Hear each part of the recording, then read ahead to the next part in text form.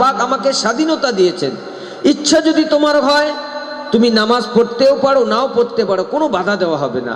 আল্লাহ এসে বলবে না নামাজ পড়ো, ফেরেশতারাও এসে ঘাট ধাক্কা দিয়ে ফজরের সময় নিয়ে যাবে না তুমি নামাজ পড়ো। লেপের তলেও যদি ঘুমাও, কম্বলের তলেও যদি ঘুমাও, তোমাকে কেউ বলবে না, এসে আল্লাহ ফেরেশতা কেউ বলবে না। কারণ এটা এখতিয়ারের জায়গা, পরীক্ষার জায়গা। ইচ্ছে যদি তোমার হয় রোজা করতেও পারো, নাও করতে পারো, কোনো বাধা দেওয়া হবে না। তোমার রেজাল্টের বেলা, ফলাফলের বেলা, কাল কিয়ামতে হাসরের ময়দানে যখন তোমার হিসাব নিকাশ নেওয়া হবে, তুমি গরম ছিলে না নরম ছিলে। দুনিয়াতে তোমার যদি গরম থাকে, আজকে আমাদের গরম আছে না, রক্তের গরম, শরীরের গরম, বেটার গরম, বেটির গরম, পাটির গরম, পুটির গরম, সবার গরম আছে। এই গরম শুধু দুনিয়াতে, যখন নিঃশ্বাস বন্ধ হয়ে যাবে সব গরম নরম হয়ে যাবে। নিঃশ্বাস বন্ধ হয়ে গেলে কবরে তুমি শুয়ে থাকবে, তোমার সেখানে বাহাদুরি চলবে না, সব গরম তোমার নরম হয়ে যাবে। আল্লাহ পাক গরমকে পছন্দ করেন না, আল্লাহ নরমকে পছন্দ করেন। আল্লাহ কি পছন্দ করেন ভাই? নরম পছন্দ করেন। মাটি যেরকম নরম, মাটির উপরে যেমন হাজার মানুষ চলে, বাড়ি আছে, ঘর আছে, রাস্তা আছে, বীজ আছে, কত কিছু আছে, তা সত্ত্বেও সে শক্ত হয়ে আছে, কোনোদিন এইদিকে ওদিক হেলাহেলি করে না, আল্লাহর হুকুম ছাড়া কত সহ্য করে আছে। এইরকম আমাকে নরম হয়ে থাকতে হবে। যদি নরমের দলে থাকি তবে রেহাই, আর গরমের দলে থাকলে আল্লাহ করবেন পিটাই। তা আমরা কোনটা চাইবে, নরম না গরম? নরম হয়ে থাকতে হবে। আর আমার নাম তো শুধু একটাই নাম হবে। আজকে যেমন সলিমউদ্দিন, কসিমউদ্দিন, আব্দুর রহমান, এটা ওটা নাম আছে, কিন্তু নিঃশ্বাস বন্ধ হয়ে গেলে নাম শুধু একটাই হবে, নাম লাশ। কি নাম ভাই? লাশ। ফেরেশতারা বলছে কবরে যাচ্ছিস, যা ভেবে চিনতে যাস। কবরে কিন্তু গেছে আগে বাস। কবরে ভাই কি যায় আগে? বাস যায় না লাশ যায়? কি যায়? ফেরেশতারা বলছে তোমার নাম লাশ, কবরে তুমি ভেবে চিনতে যাস, কবরে ভেবে চিনতে যাস। কবরে কিন্তু আগে গেছে বাস। যদি আমল থাকে, যদি দুনিয়ায় তোমার আমল থাকে, আল্লাহর হুকুম, নবীর তরিকা থাকে, তবে পাস, না হলে কবরে তোমার বাস দিয়ে করবে সর্বনাশ। কি ভাই, হয় কি হয় না? তো আমরা বাস খেতে চাই। যদি বলে ফেরেশতারা এসে বলবে মান রব্বুকা, বলে সোজা আজমির থেকে আসছি বোকা। বলে উপর দিকে তাকা, 40খানা বাস আছে পাকা, কোনটা নিবি কাকা? ও আজমিরের গল্প ওখানে চলবে না। বলে মান রব্বুকা, বলে 4 মাস দিয়ে আসলাম বোকা। বলে উপর দিকে তাকা, 4 মাস তোমার বের করবো। ওখানে 4 মাসের গল্প চলবে না, আজমিরের গল্প চলবে না। এখানে শুধু চলবে তোমার রবকে, তোমার দিন কি ছিল, তোমার নবী কে ছিল।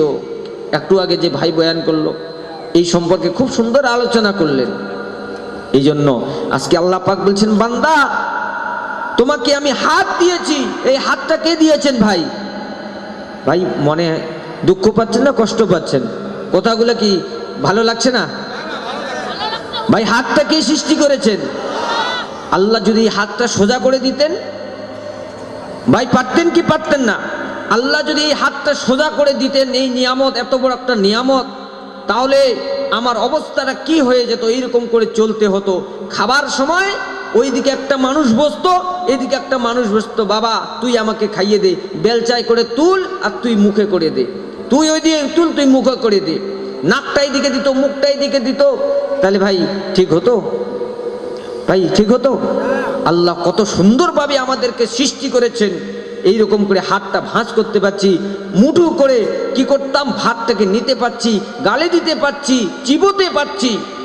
আর যদি নাকটাই দিকে দিত, মুখটাই দিকে দিত, সিগন্যাল থাকতো যে ভাত আগে হাতে নিতাম। চোখ এই দিকে থাকলে চোখকে দেখাতাম, বলে চোখটা দেখ ভালো আছে কিনা, নাক দেখ এটা বিষ না অন্য কিছু দেখ, শোনার জন্য এইদিকে আনতে হতো। যদি সব সিগন্যাল যদি দিয়ে দিত, হ্যাঁ রেড সিগন্যাল বাদ দিয়ে এখন ব্লু সিগন্যাল যখন হয়ে যেত, তখন যা খেয়ে নেয়, কোনো অসুবিধা নাই। কিন্তু আল্লাহ কত সুন্দরভাবে আমাদেরকে সুরত দিয়েছেন, কত সুন্দরভাবে সুরত দিয়েছেন। নাকের জায়গায় নাক, চোখের জায়গায় চোখ, মুখের জায়গায় মুখ। তা সত্ত্বেও আল্লাহ পাক বলছেন, বান্দা আমার সঙ্গে তুমি কুফরি করছো, আমাকে অস্বীকার করছো। আমি ইচ্ছা করলে মায়ের গর্ভ থেকে তোমাকে আদর্শন করে দিতে পারতাম, মায়ের পেট থেকে মোড়া সন্তান হিসেবে বের করতে পারতাম, বিকলাঙ্গ করে বের করতে পারতাম, পঙ্গু হিসেবে বের করতে পারতেন। ভাই পারতেন না? ভাই পারতেন কি পারতেন না?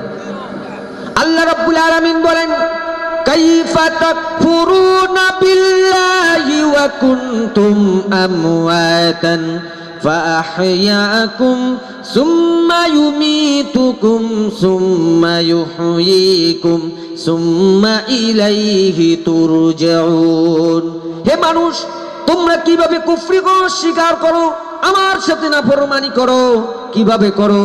যে আল্লাহ পাক তোমাকে, তুমি তো ছিলে মৃত্যু, তোমাকে আল্লাহ পাক জিন্দা করেছেন, এই জিন্দা থেকে আবার তোমাকে মৃত্যু করবেন, আবার মৃত্যু থেকে তোমাদেরকে জিন্দা করবেন, তারপরে আমার কাছে তোমাদেরকে ফিরে আসতে হবে। সুতরাং মানুষ জন্মের পূর্বে সব মৃত্যু ছিল, একথা বিজ্ঞানসম্মত কথা, বৈজ্ঞানিক সত্য কথা। মানুষ জন্মের পূর্বে সব মৃত্যু ছিল। কিভাবে? সন্তান মায়ের জরাইতে আসার পূর্বে সে ছিল পিতার শুক্রকীট, আর মায়ের ডিম্বাণু অর্থাৎ স্পার্মোটোজোন এবং ওভাম, এই দুটো জিনিসের মধ্যে সে বিভক্ত ছিল। মায়ের বক্ষপিঞ্জর এবং পিতার পৃষ্ঠদেশ থেকে সবাইকে নির্গত এক ফোঁটা নাপাক পানি দিয়ে সৃষ্টি করলেন। কোরআনে কারীম বলছে, আল্লাহ রাব্বুল আলামিন বলেন, হাল আতা আলাল ইনসানি হিনুম মিনাদ দাহরি লাম ইয়াকুন শাইআম মাযকুরা। মানুষের জীবনে কি এমন একটা সময় এসেছিল না যখন সে উল্লেখযোগ্য বিষয়বস্তু হিসেবে পরিগণিত ছিল না? তোমার নাম ছিল না, তোমার পরিচয় ছিল না, কিছুই ছিল না, দুনিয়ার কেউ তোমাকে জানতো না, শুনতো না। আমি আল্লাহ পাক তোমাকে সৃষ্টি করেছি, তুমি কোথা থেকে এলে? কোরআনে কারীম থেকে তা পরিষ্কার করে জেনে নাও। যদি আল্লাহকে জিজ্ঞেস করা হয়, আয় রব্বুল আলামিন, এত সুন্দর আসমান আপনি কিভাবে সৃষ্টি করেছেন, যার কোনো খুঁটি নাই, যার কোনো পিলার নাই, যার কোনো ছাদ নাই, আয় আল্লাহ এত বড় আসমান আপনি কিভাবে সৃষ্টি করেছেন? আল্লাহ রাব্বুল আলামিন জবাব দিয়ে দিয়েছেন, কোন বলেছি ফায়াকুন হয়ে গেছে। আল্লাহ জমিনটাকে কিভাবে সৃষ্টি করেছেন? কোন বলেছি ফায়াকুন হয়ে গেছে। আল্লাহ এত বড় সাগর আপনি কিভাবে সৃষ্টি করলেন? বলে কোন বলেছি ফায়াকুন হয়ে গেছে। আই রব্বুল আলামিন জান্নাত জাহান্নাম কিভাবে সৃষ্টি করেছেন? কোন বলেছি ফায়াকুন হয়ে গেছে। আল্লাহ ফেরেশতাদের কিভাবে সৃষ্টি করেছেন? বলে কোন বলেছি ফায়াকুন হয়ে গেছে। আই আল্লাহ আপনি এবার বলে দিন, আমরা আশরাফুল মখলুকাত, আপনি আমাদের আশরাফুল মখলুকাত বলেছেন, আমাদের আপনি কিভাবে সৃষ্টি করেছেন? আল্লাহ রাব্বুল আলামিন বলবেন, খালাকতাহু বিয়াদাইন, আমি আল্লাহ পাক তোমাদের নিজ হাত থেকে তৈরি করেছি। বলুন সুবহানাল্লাহ। আমি আল্লাহ তোমাদের নিজ হাত থেকে তৈরি করেছি, কুদরতি হাত থেকে তৈরি করেছি। কিভাবে সৃষ্টি করেছি? আল্লাহ রাব্বুল আলামিন বলেন, কিভাবে সৃষ্টি করেছি? ইন্না খালাকনাকুম মিন তুরাবিন সুম্মা মিন নুতফাতিন সুম্মা মিন আলাকাতিন সুম্মা মিন মুযগা। আমি আল্লাহ রাব্বুল আলামিন তোমাকে সৃষ্টি করেছি, মাটির উপাদান দিয়ে তৈরি করলাম। মা বাপের পুরুষের স্পার্মোটোজোন আর মহিলাদের ওভাম দুটোতে মিলে মায়ের গর্ভের ভিতরে নাপাক পানি ফোটাকে জমাট রক্তে পরিণত করলাম। এই জমাট রক্তকে গোশত বানালাম, কচি কচি হাড় দিয়ে একটা বডি, একটা স্ট্রাকচার তৈরি করলাম।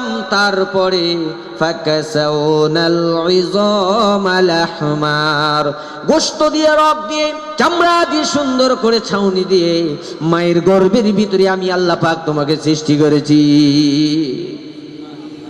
সুবহানাল্লাহ বলে যাবে। মায়ের গর্ভের ভিতরে ফি কারারিম মাকিন, একটি সুরক্ষিত জায়গায় তোমাকে তৈরি করা হয়েছে। মায়ের পেটের ভিতরে একটা কাঠারের মধ্যে, একটা কোবারের মধ্যে। আজকে তুমি আমার সঙ্গে কুফরি করছো। মুয়াজ্জিন বলছে হাইয়া আলাস সালাহ, তুমি ফজরের নামাজের সময় বলছো যে এখন যে ঠান্ডা, এখন আমার ঘুমনের পালা।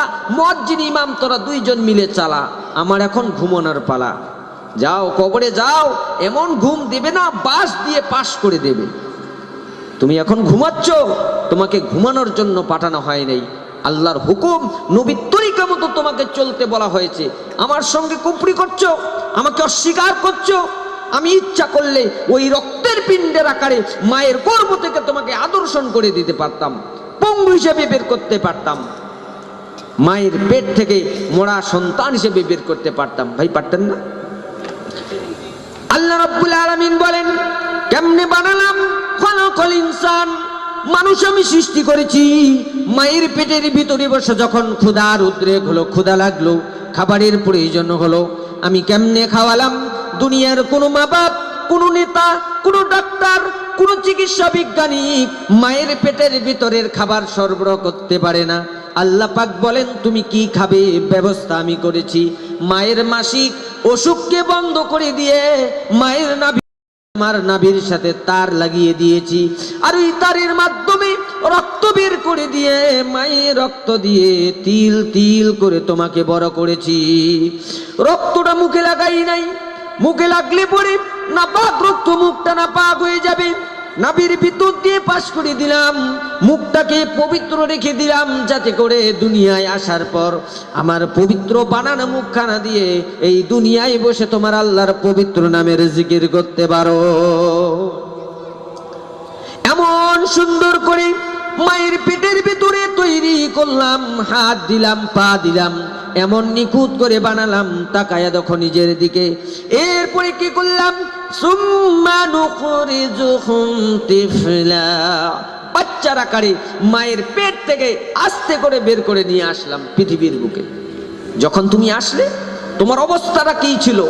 ক্ষুধার যন্ত্রণায় যদি মরেও যেতাম, কান্না ছাড়া ভাষা নাই। ভাষা ছিল ভাই আমাদের? মায়ের পেট থেকে এসে বলেছি, মা গো একটু ভাত দাও, আমার খিদে পেয়েছে। ভাই বলেছি কি? কেউ বলতে পারি নাই।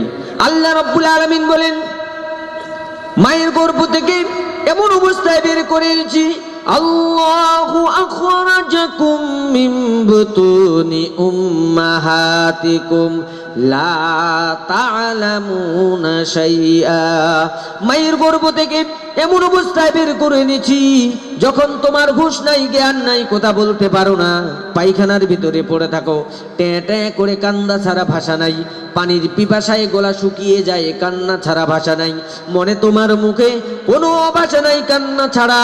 আমি তোমার এমন আল্লাহ, আমি তোমার এমন স্রষ্টা, আমি তোমার এমন রব।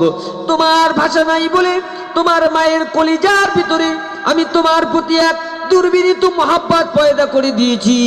তোমার কান্না তোমার মায়ের বুকের মধ্যে শেল বেঁধে যায়। তুমি যখন কাঁদো, কান্নার আওয়াজ যখন মায়ের কানে চলে যায়, হাজারো কাজ ফেলে মা দৌড়ে এসে বাচ্চাকে কোলে নেয়।